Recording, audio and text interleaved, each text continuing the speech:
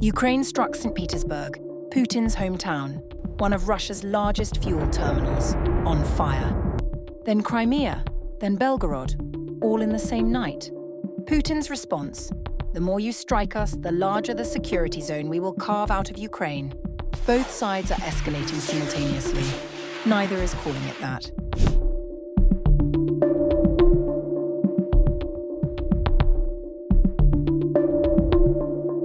Ukraine has reportedly launched one of its broadest long-range drone offensives of the war, targeting strategic energy and military infrastructure across Russia and Russian-occupied Crimea, as Russian President Vladimir Putin pledged to intensify Moscow's own campaign against Ukraine. According to the Kyiv Independent, citing Russian telegram channels and independent Russian media, Ukrainian drones struck the Saint Petersburg Oil Terminal in the early hours of July 4th. Videos circulating on social media appeared to show large fires and black smoke rising from the port area after explosions were heard. Russian officials claimed dozens of drones were intercepted over Leningrad Oblast, while the extent of any damage remains unverified. The terminal is one of Russia's largest fuel storage and export hubs. According to Euromaidan Press, it processes around 12.5 million tons of petroleum products annually. The outlet also reported that drone debris fell near the Baltic port of Vyazovsk, which includes a Lukoil oil terminal, while Russian authorities said air defenses intercepted 67 UAVs over the Leningrad region.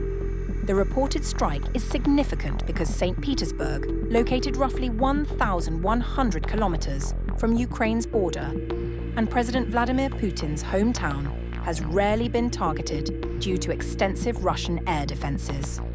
Ukraine also continued its campaign against occupied Crimea. According to a separate Kyiv Independent report, citing Russian telegram channels and NASA's Fire Information for Resource Management System, fires were detected near the Kerch ferry terminal and at the Dzhankoy military airfield, one day after reported strikes on the Saki airbase. The Ukrainian publication reported that Ukraine has intensified attacks aimed at isolating Crimea from Russian military logistics while degrading military infrastructure. Ukraine's unmanned systems forces also claimed that during June, they destroyed or seriously damaged 172 Russian defense industry and fuel energy facilities, along with nearly 3,000 additional military targets. Meanwhile, Ukraine also struck Russia's Belgorod region. Acting Governor Alexander Shuvayev described the overnight assault as a massive strike, saying, "The regional center faced massive strikes overnight. In Belgorod, infrastructure objects were damaged, as a result of which disruptions in the supply of electricity and water were recorded. Several infrastructure facilities caught fire in the attack." The expanding Ukrainian campaign comes as Moscow signals that its own military operations will continue. Speaking during a meeting with senior military commanders, reported by Interfax on July 3rd, Putin said Russia would continue large-scale strikes against Ukraine while expanding what Moscow calls a security buffer zone along the border. The liberation of the Luhansk People's Republic has been fully completed. The destruction of Ukrainian armed forces formations continues in the Donetsk People's Republic, as well as in the Zaporizhia and Kherson regions.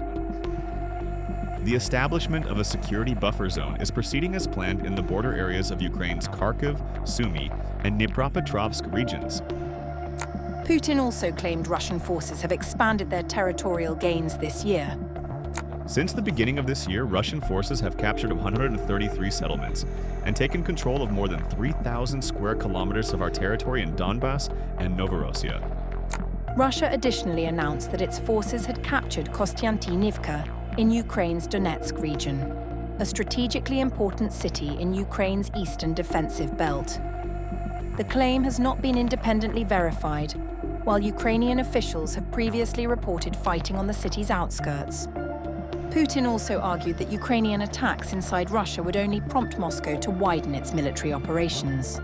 The more strikes the enemy attempts to carry out against our civilian facilities, the more we will. And of course, we have to do everything necessary to protect those facilities and civilians, and we will. But the more such attempts the enemy makes, the larger the security zone we will have to create in the adjacent territory. Putin's remarks followed Russia's latest wave of large-scale missile and drone attacks on Ukraine, while Kyiv has continued expanding its long-range strikes against Russian energy, logistics, and military infrastructure.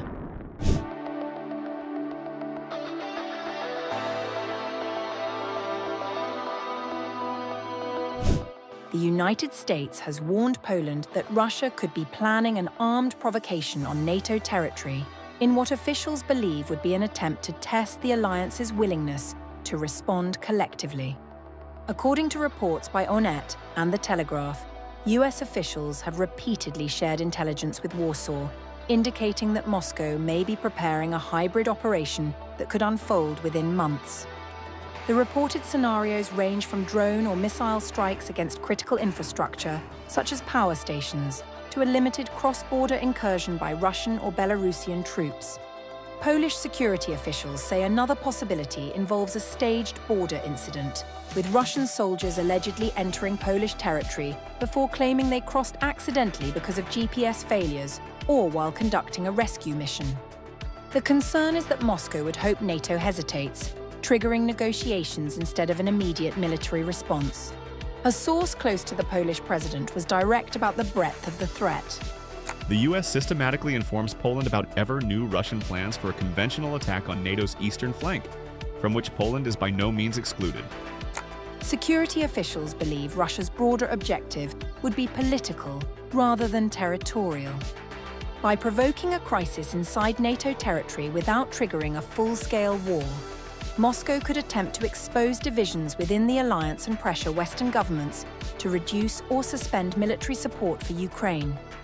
Officials say Russia may even try to blame any incident on Ukraine, creating confusion over responsibility while testing NATO's decision-making process. Any ground operation would most likely originate from Russia's heavily militarized exclave of Kaliningrad or from neighboring Belarus, Moscow's closest military ally. Western officials assess that Russia currently lacks the forces for a conventional invasion of NATO because of its ongoing commitments in Ukraine, making a limited hybrid operation a more plausible scenario. The warnings come as NATO continues reinforcing its eastern flank. Recent military exercises involving US forces in the Baltic region were intended to signal that any attack on NATO's eastern members would directly involve American troops. NATO's potential response has also been signalled publicly.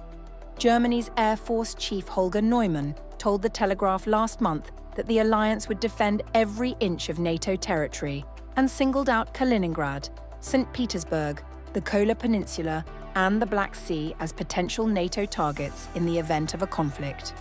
Moscow will be looking for ways to disrupt the current trend through horizontal escalation or doing something elsewhere. We should not expect Russia to passively lose. According to The Telegraph, NATO military planners have discussed potential responses that could include strikes against military targets in Kaliningrad if Russia launched an attack against alliance territory. For now, officials stress there is no indication of an imminent large-scale invasion, but they warn that a limited provocation designed to test NATO's resolve remains a serious possibility as tensions between Russia and the alliance continue to escalate.